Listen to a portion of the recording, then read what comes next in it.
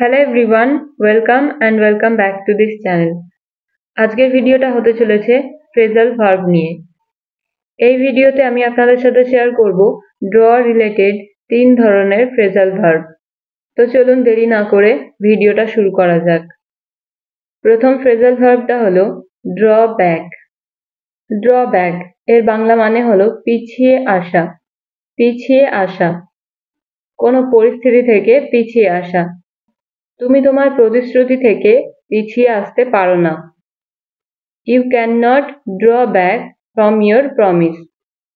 You cannot draw back from your promise. এই phrasal ভার্বটাতে যেহেতু draw হচ্ছে মেন ভার্ব, সেই কারণে সেন্টেন্স অনুযায়ী কিন্তু ড্র এর ফর্ম চেঞ্জ হতে পারে। ফর এক্সাম্পল, আমি পিছিয়ে যাব না। আমি পিছিয়ে যাব না।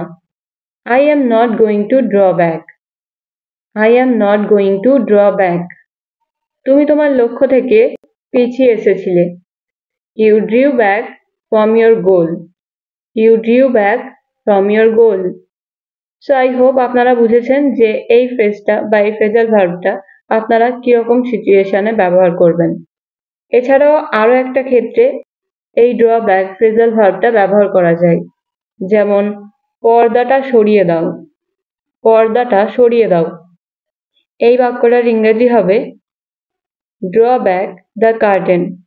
Draw back the curtain মানে পর্দাটা সরিয়ে দাও।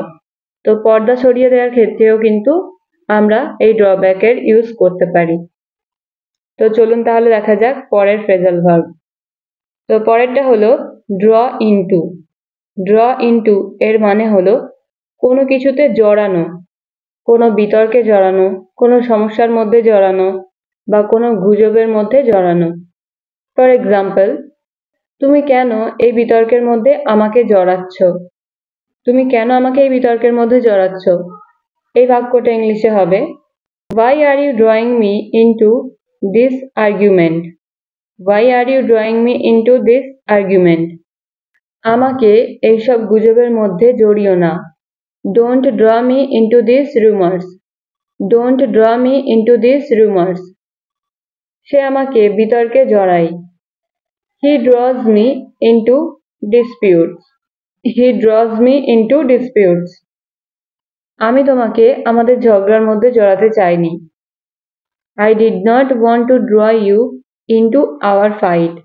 I did not want to draw you into our fight. Now moving to the next phrasal verb. Draw up. Draw up এই phrasal verbটার বাংলা মানে হলো রেডি করা বা কোনো কিছু তৈরি করা। ওকে, ফর ইনস্ট্যান্স, অতিথিদের একটি লিস্ট তৈরি করো। Draw up a list of guests. Draw up a list of guests. নতুন পরিকল্পনা করো। Draw up new plan. Draw up new plan. আমি সকল ছাত্রছাত্রীদের একটি লিস্ট বানাবো। আমি সকল ছাত্রছাত্রীদের একটি লিস্ট বানাবো। I will draw up a list of all the students.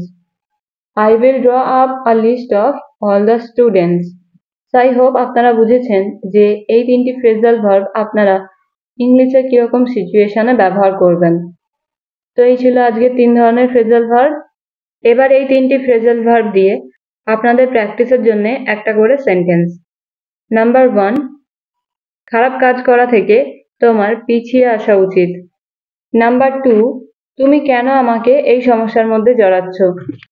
And number 3, আমার জন্য একটি রুটিন তৈরি করো। তো এই তিনটে সেন্টেন্সের ইংরেজি আপনারা বলবেন। So tell me your answer in the comment. তো এই ভিডিওটা এখানেই শেষ হতে চলেছে।